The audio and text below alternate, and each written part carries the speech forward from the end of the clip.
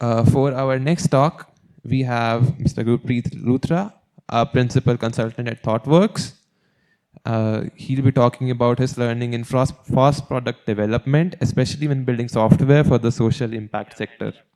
From insights on volunteer engagement to user-centric design, he's here to help FOSS teams understand what it takes to build a long-running, sustainable FOSS product. Pretty good talk actually, the previous one. The Comet hardware looks really interesting, and I think in the spirit of FOSS, a lot of this tinkering is what FOSS really is a lot about. So I really liked that talk. Um, so today I'm going to talk about our experiences with this software Bhamni, and I have been part of this team for about 8-10 years, and I think there are quite a lot of lessons that we learned through this, and I think it will be a good idea to share that with you all. Could I also get a mic since I can't see the screen here? Hello. Am I audible? Okay, yeah, I think this is much better. So I'm an independent consultant now. I used to work for ThoughtWorks. I quit 2-3 months ago with about 23 plus years of experience. I'm played the role of technical and product community manager for Bhamni, and I'm an open source evangelist. I've worked on multiple open source products, but the maximum time I've spent has been on Bhamni. And currently I'm working with Kaizen. So today, what is it that I'm going to cover? A quick intro of Bhamni, its impact and its adoption across the world, and then some of the lessons around building the right product, the challenges with software entropy, how do we make it extensible, adoption, secure, and sustainable. So what is Bhamni? Bhamni, for those of you, anyone here who's heard of Bhamni, just a quick show of hands. Great, I see a few hands up. So Bhamni is an open source hospital management system. It's imagine right when a patient goes to a hospital, if the doctor wanted to store all their records so that the next time the patient comes back, I should be able to pull up the records back. That's what's an electronic medical record. But Bhamni is not just that, it's a full hospital management system, fully open source, fully free. Anyone can just download, use, and deploy it in their hospital. And this project was started in 2012, 2013 by ThoughtWorks. And it's an AGPL licensed software. The intention being that we wanted to ensure that because this is targeted for NGOs and government facilities, and the market in a way is the places which cannot afford commercial EMRs, we wanted to ensure that anyone who builds software on top of Bhamni, especially if you have the funding and the money to build, everyone else who is adopting Bhamni should also be able to benefit from it. The other reason also was because ThoughtWorks was backing Bhamni. People would have this question that why is a commercial entity, giving software out for free? And if it is AGPL license, it kind of makes that conversation a lot easier because there isn't an instant way to, make profit out of it or lock you out of it. Everything is accessible. And we've had situations where people have wanted to build commercial products on top of Bhamni, but once they saw it was an AGPL licensed product, then the funding doesn't come, and the lawyers are usually very hesitant about touching AGPL software. So in a way, it has been a good journey for us. And big entities, Doctors Without Borders and others have contributed to Bhamni for features they wanted, and that has helped the community also after that. The other thing is in 2021, it was recognized as a digital public good by DPGA. Now it's registered in DBGA Digital Square, and that has also helped Bhamni in a way that we've been able to get access to countries who are, because nowadays if you are a DPG, you are required in a way as a country to first evaluate a DPG software for your scenarios before you go out to a non-DPG software, because DPGs undergo a pretty heavy qualification to ensure that they are fully open, that they are secure, and this recertification for Bhamni happens every 1.5 years to ensure that it still meets the DPGA principles. Just some quick screenshots. You can of course go and search. A lot of features end-to-end for Bhamni: patient registration, clinical, IPD, lab, radiology, stock management, ERP basically. And again, it's not like we have built everything. We've packaged it all together with other products. But the Bhamni team and community over the last 10 years has written about 1 million lines of code on top of these packages which are available. In terms of impact, and this is an older slide, but 50 plus countries, a lot of patients. And again, these are not cloud instances, right? We don't actually have access to any of this data. These are mostly on-prem instances that get deployed around the world. I think almost 85% of all deployments of Bhamni would be on-prem. This is a map that shows the various countries where Bhamni is running. And as you will see, North America, Australia, UK, these are not our target markets, right? Which is where most of the commercial EMR softwares actually are focused. But Bhamni has been otherwise deployed in a lot of places. Over 95% plus of these implementations have not been done by the ThoughtWorks Bhamni team. They have been done by a partner ecosystem of independent, partners, small-time companies of 15, 20 people who basically, have lower skill. They are not necessarily programmers. That's not the implementation target, but they understand systems. They can set up and install software. Or they are done by the hospital and their staff or some college students themselves.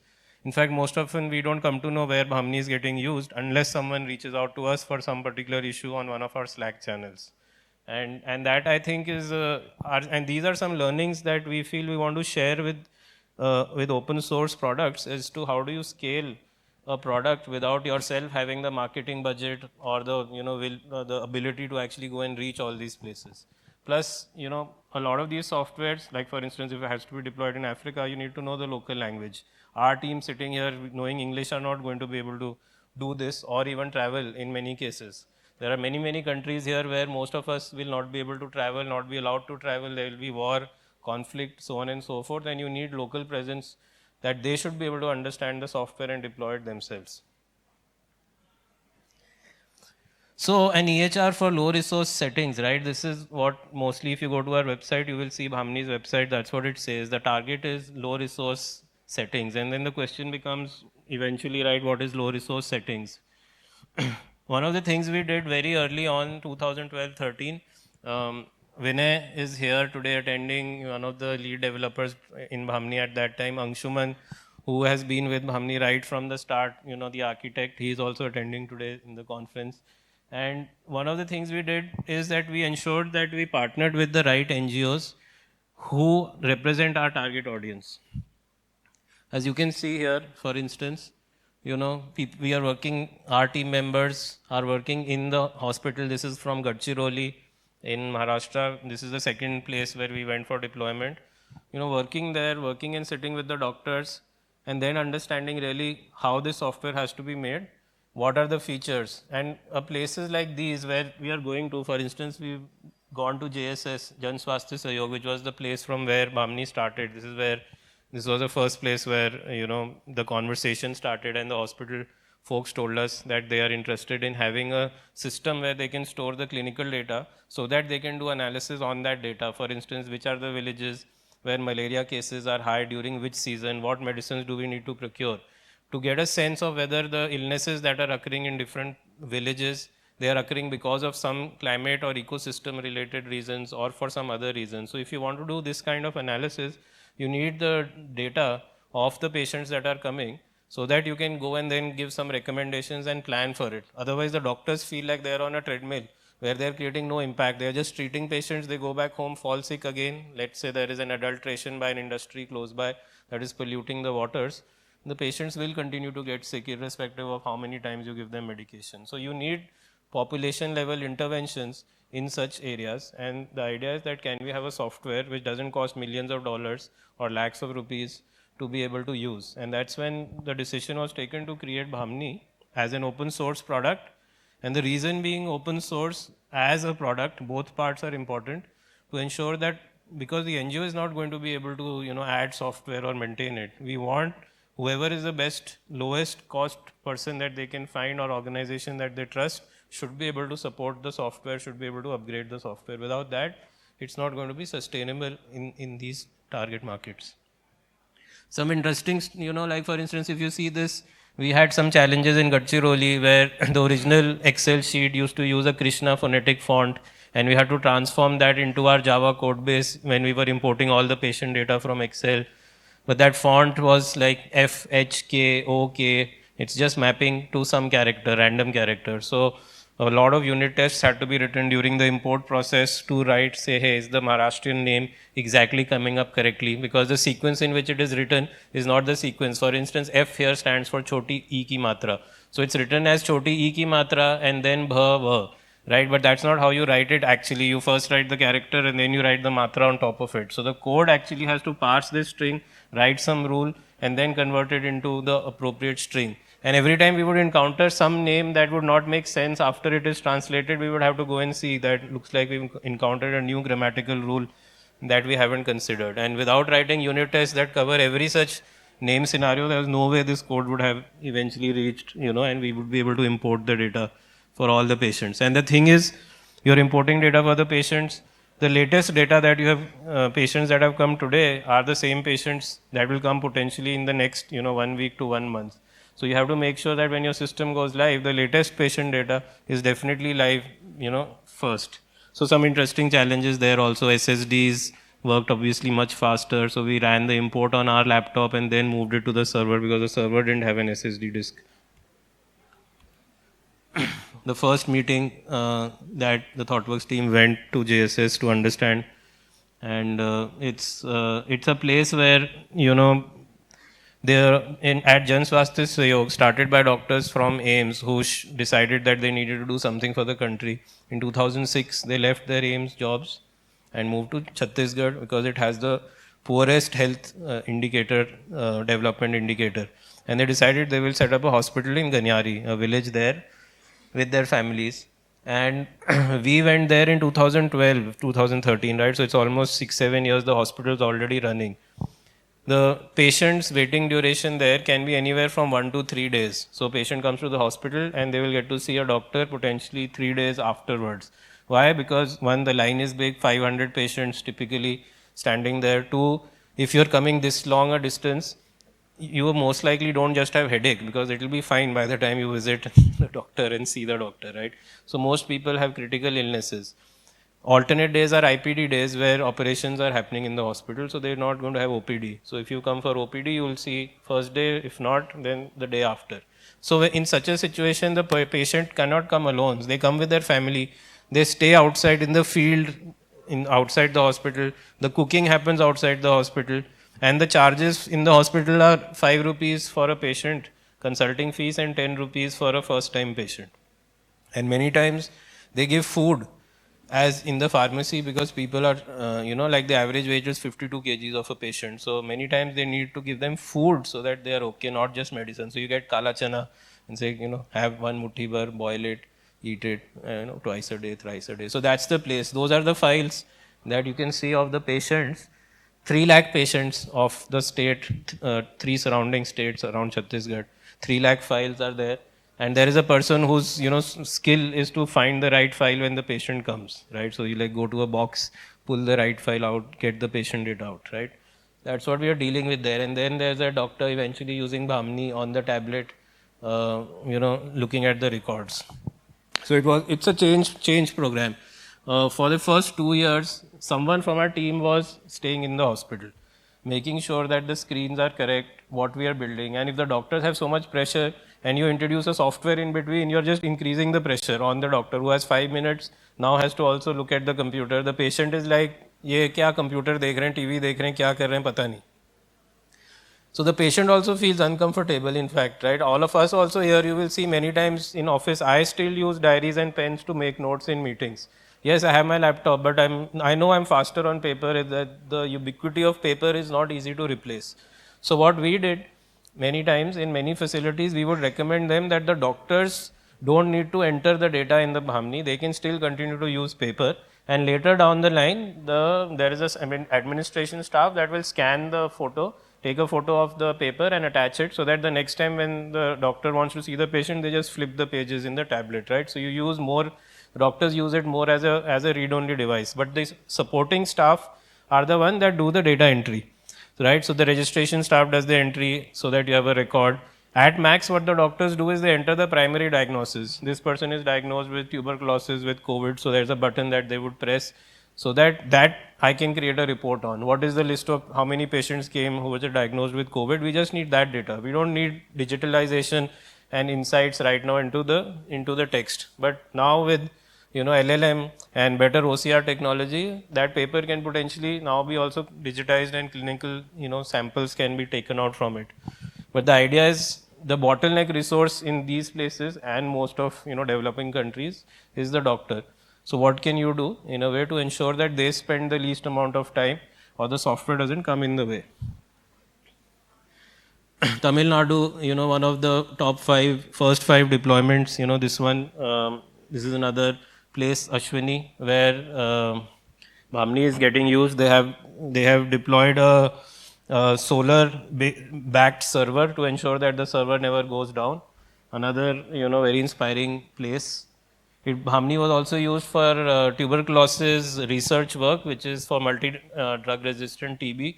And this is the reason I'm giving you some of these examples is to show that one piece of software can potentially have multiple uses if it is designed in a manner that you have thought through what the target problem statements are. So overall, Bhamni has been used now in countrywide deployments, like Lesotho has deployed Bhamni in 177 hospitals, and they use a version of Bhamni which is called e-register.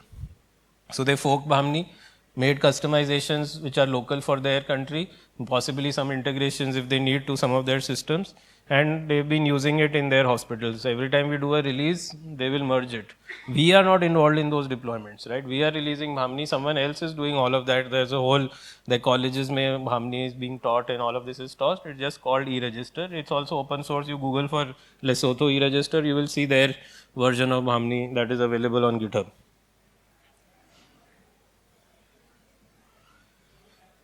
So the question becomes, what does it mean, right? Low resource environments. What are the challenges that we see that we don't see in enterprise environments, right?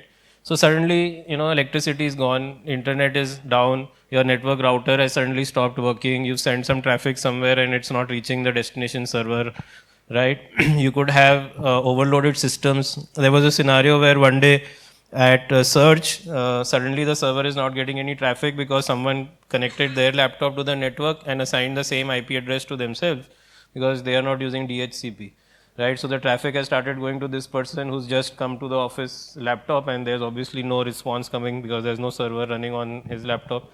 And we are debugging why suddenly everything that is running has stopped. One day someone would be walking and they would nudge by mistake the router, and the router will disconnect from the plug, and suddenly the Wi-Fi is down for the whole hospital. Or one day we will come to know in the evening, the person who's cleaning and closing all the places, they would go and switch off the server plugs because they want to save electricity. And then why would the machine be needed at night? So all the servers are switched off at night, just like the plug is switched off. So we come to know how we come to know this is happening because there's no backup for 7 days anywhere because the backup was scheduled to run at night. So the server has been switched off at the plug because they are saving electricity. Now we can't say no, keep the server on just so that backup can be taken. It is costing them money. It's an NGO. So change the scheduling to ensure that at 6 p.m. don't switch it off.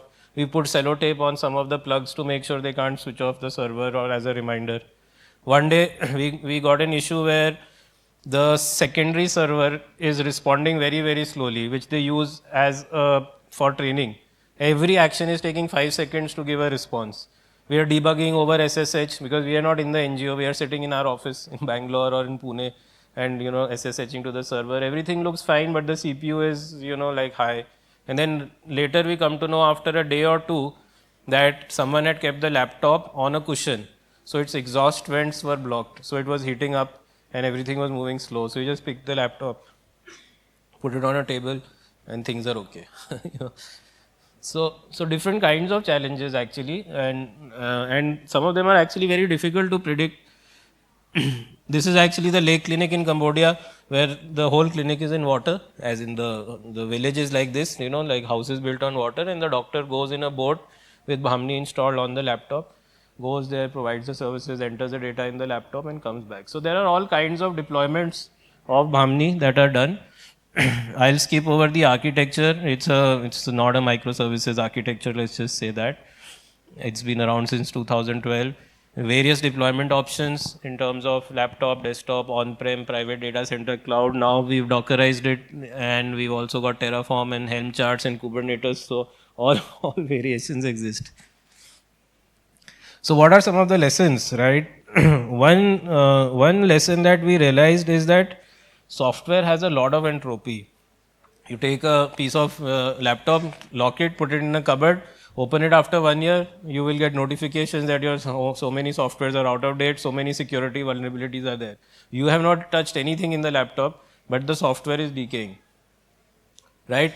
So in our case, we've over the last 10 years had to go through many such scenarios, right? Like for instance, in 2013, Angular.js, which I'm talking about, not even Angular, right? I'm talking about Angular.js, which was the coolest kid in the town. That's what we started with. We started with AngularJS, and then in December 2021, it's end of life, right? So the UI that you have built so much, you have to figure out a strategy for this, right? So what we did, we've now moved over to React Micro Frontend, and now React Micro Frontend and Angular works together on many of the screens until we are able to move them over. And we are ensuring that all the new work, right, that is happening. So this is what the Angular JS UI looks like. This is what the React UI looks like, right? So all the new development that's happening in React, events can be transferred from React to Angular and back. All of this is public, all of this is on our wiki. The designer, developer who actually wrote the framework to make this communication happen, there's a video recording, the code is all available, but just, FYI. But entropy is a real thing. We moved from Puppet to Ansible, now from Ansible to Docker and Terraform. We've upgraded, earlier we used to support CentOS. The idea was CentOS is like Red Hat, secure, but open and available for free. Now, people get confused with RPMs and so on, and everyone seems to know Docker. So now we introduced Docker, and with Docker, the adoption has been really, really rapid. We've had a doctor in Coimbatore who installed Bhamni using Docker, never has seen Docker before. Right, so these are some things to look out for, and it's not easy. One more thing happened.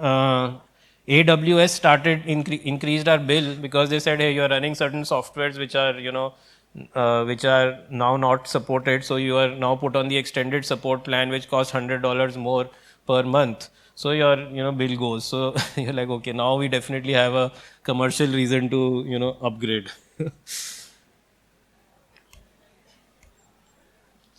The other challenge in these environments, right, is less technical know-how on the ground, right?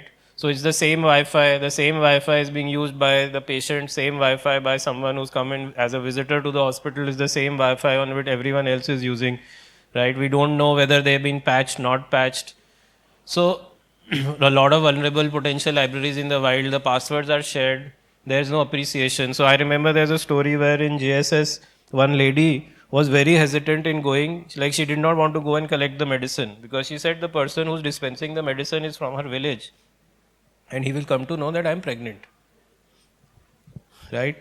So in situations like this, what do you do, right? And this is where what we did then eventually in Bhamni, right? We added certain features, like for instance, we added SMS based OTP, even though we know that SMS is not as secure as TFA.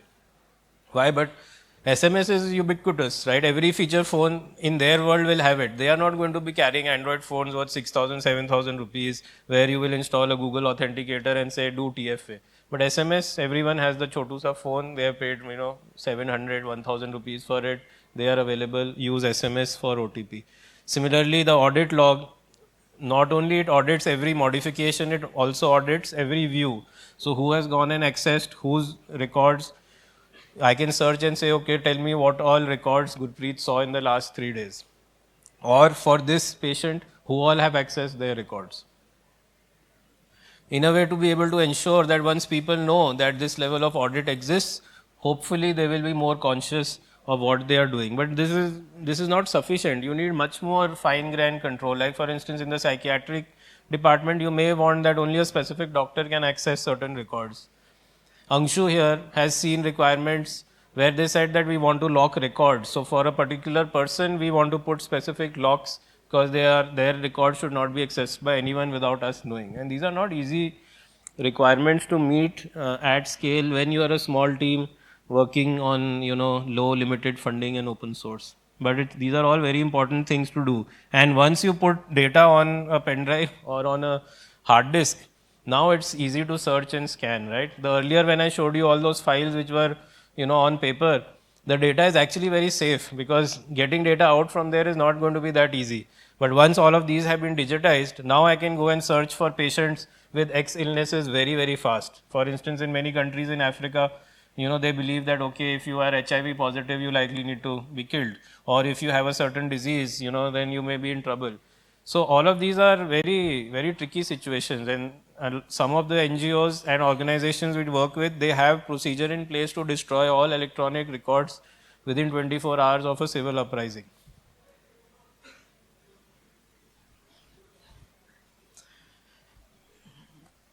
The other thing that happens, and this is similar to any B2B software, right? When you're building products for businesses or for different hospitals, different environments, you are going to get requirements which feel competing. And the product has to be able to adapt to these requirements. Also, if it's an open source product, the whole idea is others should contribute and extend the product. So your product needs to be designed for extensibility. And we are seeing that, right? A lot of places, Frappe as example as a platform, Odoo as example as a platform, they have the marketplace concept. They have this concept of being able to write add-ons and plugins in a safe manner, right? But there have been all kinds of situations and cases, right? So for instance, the most common pattern that you would see in most software is the one which is on the left. Your code itself has all the extension built into it every time a new requirement comes, and then you add feature flags on top of it to switch on, switch off a feature. So suddenly what happens is your code paths inside your code, they are like, like waves of waterfall going up and down with the developer not sure that which feature and how it would work, what test scenarios. Your test scenarios themselves are based on these feature flags. All of those kinds of complications occur, right? And what this means is that for any developer to understand your code, it becomes much, much harder.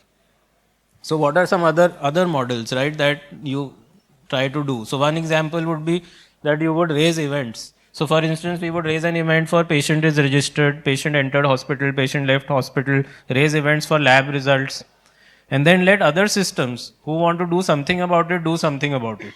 And this is where we need to know where our product's boundary starts and ends.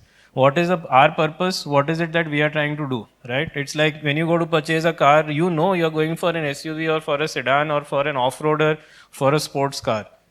So this concept needs to be clear what we are building for, and the moment we come across certain such features where we feel like, hey, this actually is not our part. Like for instance, I want to reduce the stock anytime the doctor prescribes a medicine. This stock reduction is not a clinical activity, it's a stock reduction activity. Stock reduction activity means just send an event, send something on the other side and let the stock system do the subtraction, not that I make a call to the stock systems API and then I will get a response back and I will say it is done. A very common model when we go to this add-on mechanism where you expose APIs and you say you can write this API, the mental model is that which is on the right hand side, which says that I am a product and you can put these cassettes inside me, and if you put these 3 cassettes, now your product is ready for X. If you put some fourth cassettes, something else, right? And these cassettes are what? These are API implementations by someone else, right? They've written a method and called you and you're calling it.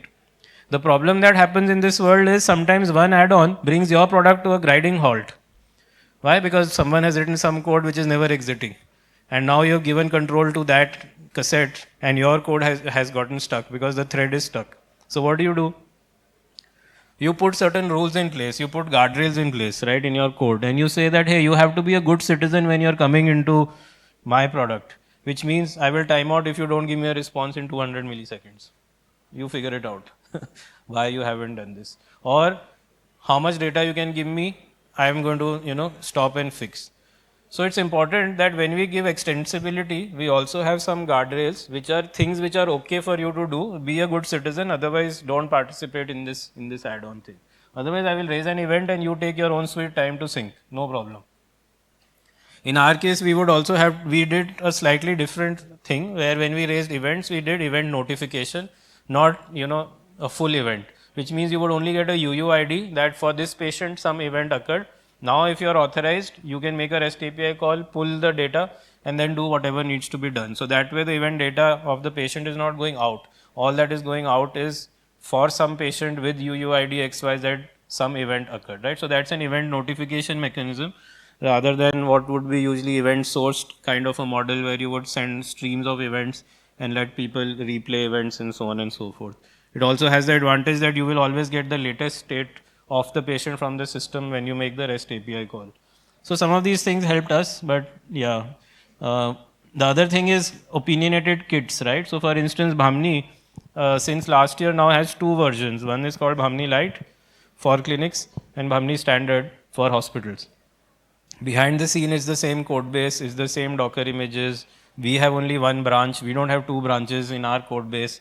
But when it goes out and when it is available for people to download, there is a clear distinction because the configurations that have been shipped with one or with the other, the forms that we are shipping for clinics versus hospitals, the integrations that we are packaging, they are different, right? But the code, there is one set of code and you package. It's like the same car, coming back to the car analogy, right? You are not, or let's take the Bhelpuri analogy, which is another one, right? When you go to have chaat, you say, I want Bhelpuri. The person doesn't give you all the ingredients of Bhelpuri and say, make it yourself. That's what we end up doing with software many times. We just say, hey, I have everything. This can be Pani Puri today and Bhelpuri tomorrow. That's not what we want to do. I am going, give me Bhelpuri. Don't make me learn cooking for all types of charts just so that I can eat Bhelpuri. That's not the intention, right? So the idea is, can we package something? And then, yeah, when you're giving Bhelpuri, yes, I want some customizations. I wanted tikha, meetha, I want some XYZ. Those are your embellishments. So you have an opinion about your product and then you allow the adopter to make certain changes. But your base product hasn't changed suddenly from Bhelpuri to Sev Puri, Dahi Puri, right? As an example. So it's important to make that distinction and to know what is it that we are doing, why we are doing it, and it requires more deeper understanding of that product. The other area is lessons in sustainability for open source software, especially in our target place, right? Because once the software is open source, the question of licensing cost goes away, right? So that's something to think about, and that's something that we also found challenging. And how did we kind of, help? Because the thing is, eventually if someone has to take your software, deploy it, use it, it's going to cost them time and energy. And for that time and energy, someone needs to make some money so that they're able to use that time and energy for doing this work, right? So there needs to be some business model anyways for a software. Otherwise, it's a hobbyist thing at the end of the day, which only then some people will use. If you want the software to scale, it needs to have some sort of a business model. Now the business model here is what, right? The business model here in Bhamni's case is we are looking at implementers who are 25 to 30 people, small organizations that can understand software, that usually do deployments, they do upgrades, they may understand some level of HTML, some level of SQL, maybe they have a little understanding of Java, maybe they don't. So the idea is that if they are the audience who's going to install and take Bhamni to other hospitals, what can we do for them, right? And that is what we call the implementer ecosystem. So what we did for it, our first documentation guides were for implementers, not for developers. Implementers, how can you take Bhamni, what you should do, what are the practices, how do you roll this out, how do you configure for your hospital. So the terminology needs to be them. We had starter kits, implementations, our trainings were online. Also, we followed and adopted the FHIR standard to ensure that with the FHIR standard, we are kind of people who understand standard, who come from that domain, they are able to understand the product fast. Even being part of DPGA helped to a degree, right? You're a digital public good. DPGA, because it's UN-backed countries, when they reach out to the UN to say, hey, listen, we want to digitize our state or our country, they are required to first select a software from the DPGA registry list and say why that doesn't work for them. If that doesn't work for them, then let's go out and talk. So we've been getting leads from there. It also helps build a community so that you can speak to other DPG products. So those are some other ways that it helps. Thanks to Anshuman, actually, like I wanted to mention, right, when ABDM, Ayushman Bharat Digital Mission, which is the India's digital health standard for integrating, health systems so that patient data can go from one hospital to the other. When ABDM standard came out about 3.5 years back, and it's still evolving standard, the Bhamni team was one of the first to adopt ABDM. It's the first open source product which was fully ABDM compliant. And that helps a lot. Why?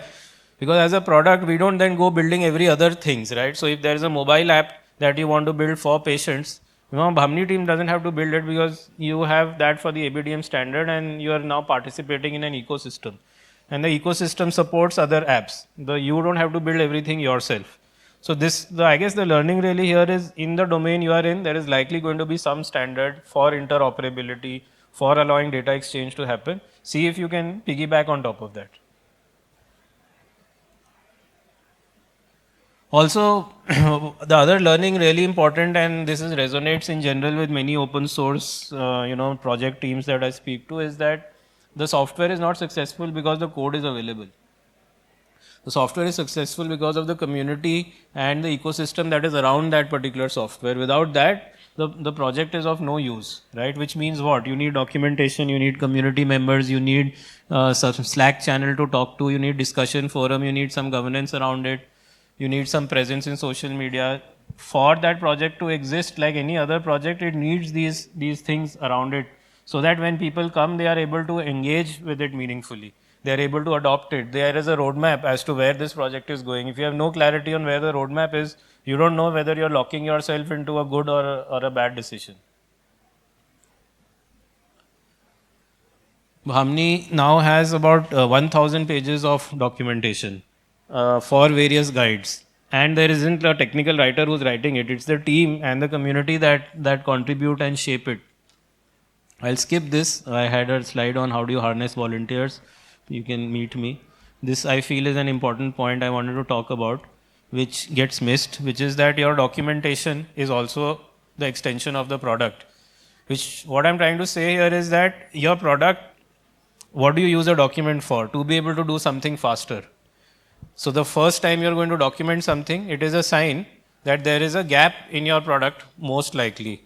There's a design gap or a usability gap. After that, then if you still think that it needs to be documented, which is possible, like for instance, if you were using WhatsApp, first time you installed WhatsApp, did you go and search for a document on how to send a new chat message? No, right? But if you have to export and shift your phone from one to the other, you're shifting your phone and now you want to make sure you don't lose your WhatsApp data, there is a chance that you will go and search on the internet, look for some documentation, is this doable? So some complex pieces, definitely you need documentation. And the way to think about documentation is to think of it like your product. Because it's an extension of your product. Because it is enabling. So if your documentation is poor, the people cannot achieve what they need to achieve with the product. For them, the product is poor. And also the way to think about the document is the same way as you think about designing your product. Who is the persona that will read it? Implementer guide, security guide. So we have a security guide for the security persona who will come and see the security guide and realize, okay, this is what the Bhamni product offers from a security perspective.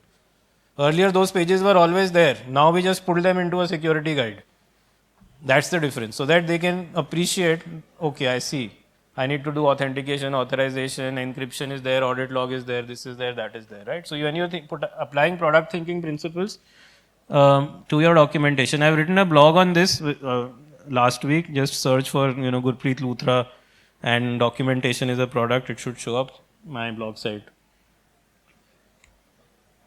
So to summarize the lessons, choose aligned customers at the start, build collaboratively, plan and design for software entropy over time. Low resource environments can be more challenging many times than the enterprise scale. Enterprise scale has its own personality and low resource environments have their own personality. Security and privacy, again an important one, especially now, and it by the way competes with good usability. For instance, once there was a nurse, it took her 25 minutes to log into Bhamni because she was unable to type the password correctly, and that's because not very computer literate. So they're struggling, they can't see what they are typing, every time getting an error. So is username password the best way for people to log in? Are there no other ways to log in or to prove yourself as the authentication, right? So it's a hard one. Extensibility we spoke about, allow the product for easy customization and extension without diluting your own product or its performance characteristics. Make it easy, and this was a point that was made in the talk today also earlier. Quick adoption, make it easy to install, try and configure. after we Dockerized Bhamni, it takes now 20 minutes for anyone to set up and install Bhamni on their machine, and that has increased the adoption drastically in both the developer community and the user community for us. And Tech for Good cannot sustain without local partners who know the local ecosystem, local language, and they can actually take your software forward. And then successful open source, of course, require funding and community. So last slide. In March, for instance, right on LinkedIn, we saw this message. Tattva Foundation took Bhamni in 12 district hospitals. Further 40 being rolled out. Then we were like, oh, that person who was in our Slack channel from Tattva Foundation, maybe he was working on this project. That's how we come to know about these deployments. Cool. So if you want to contribute to Bhamni, full open source stack, Java, Angular, React, everything Python, just Google for how to contribute to Bhamni. All our pages are Google indexed. You'll get a good page. Thank you, people, for listening. Hi, sir. So I wanted to know like how the product management for this project looks like, because there are a lot of stakeholders which are involved. Yeah. No, it's complicated. I feel in general in most open source projects/products, it's the same problem. Lots of stakeholders. So what happens in our case, if you just Google for Bhamni roadmap, you will find there's a page that shows up. This is our plan for 2024. These are the things that we think we have heard in the community over the last 2 years. These are our focus areas. Then we ask community members to give recommendations. And this doctor I was telling you from Coimbatore, no, he was just 10 minutes away from where one of our team members works. So they went and met him. He was so enthusiastic about Bhamni. He shared a Notion page which basically scrolls to like 10 pages with what he thinks Bhamni should have. He modified the CSS of Bhamni and said, hey, I think instead of green, it should be blue in color. The goal should be that doctors should be able to enter data in less than 3 minutes. And these are the things I think you should do. So the way the roadmap works, one is we try to get community inputs. We've got a coalition team which meets once every 2 to 3 weeks that looks at all the inputs that comes. The third would be paying clients. So if there are paying customers who are already paying for certain set of features, then they obviously get priority. But as a product team, we have to ensure that it is sustainable and correctly designed so that every other client of ours is also benefiting from it. So and then ABDM standards and so on. So there are all of these various, I guess, inputs that come to us, and the coalition team, which is the governance group, again created of partners, implementers, and anyone who's willing to be part of the coalition. That group together decides and publishes the roadmap, and then again we get feedback, and it's a community process. We also have every week on Wednesday evenings at 6:30 a community call where anyone is welcome to join, give us feedback. All our conversation happens on Slack in different channels, so it's all transparent and anyone can participate. Maybe Angshu, is that answer kind of covering things? Thanks, sir. Welcome.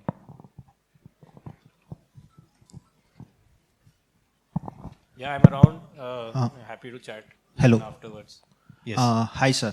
So you pretty much focus on security and privacy concerns regarding the application used for the medical purposes. Right. So for the Bhamni, most of the things you use was open source, like using things. Everything was open source. Yeah, everything is open source. It's an AGPL licensed product. It requires everything else to also be open source and so on and so forth. All open source. Yes. Yeah. So you are giving this product to use by the different hospitals. Yes. So there are things like recently, because of the open source, there is supply chain threats Yes. which basically spread all over the supply chain of the product. Correct. So what are your takes on that? So actually, again, if you Google search for security agents and Bhamni, you will come across a wiki page where we talk about 4 or 5 open source scanners that we evaluated for Bhamni itself, because as we were going on the Docker path and the SaaS path this year and Terraform,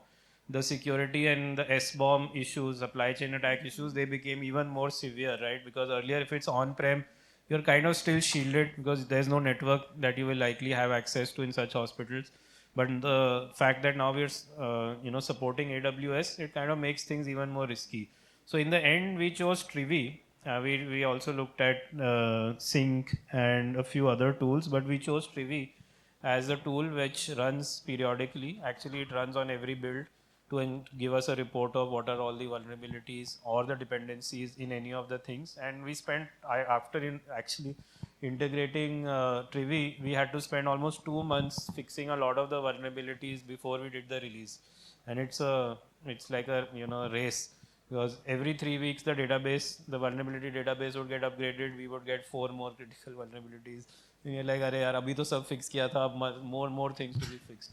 So yeah, so it's an important one, and we've been using open source tools there again for this. So Trivy is the one we chose, but there are a couple others which were evaluated. So have a look at the evaluation to see which open source tool works. Okay, thank you. And apart from that, if somebody tries to build on open source, what will be the basic things for the security, for supply chain security, they should be considering or they should be looking at? Yeah, so actually, no, there is no, I don't think there's one answer to this question, because to some degree it depends on the risk level of your software and where it is going to get used, right? So different softwares have different risk levels. In general, the expectation would be that you are running on the latest stable versions of all your libraries. Many times companies and teams, they lock their dependencies and they don't upgrade their dependencies until there is a system in which they can validate that all of this is good. So I would say that for all of this, you have to firstly make sure that you're using the right libraries. You've got some automation in place to ensure that people cannot just willy-nilly run and upgrade or commit any particular library. The PR process is for this. No code will go into Bhamni without the core team reviewing the particular PR. If your build agents can be made in a way that they only go to certain repositories, and you cannot change the repository from where you're pulling data, right? Like now, this year there has been a polyfill.io takeover of the DNS by a Chinese company. So anyone who's using polyfills, they could likely get a malicious script that would run on your node and then pull all the data, especially on Windows machine. It pulls all the data from about 100 softwares and emails that information out, right? Or sends it to a particular risk. So just search for polyfill.io attack. It happened recently only in June, July 2024. And then Akamai, Google, and everyone changed the DNS settings for polyfill.io to make sure that it goes to a destination that they trust and not to this Chinese company that owns polyfill. So there are always going to be challenges, but in the open source community, hopefully things are much more progressive and it's all out there, so someone can tell us if something is wrong. That's definitely an advantage. Okay, thank you, sir. Thank you.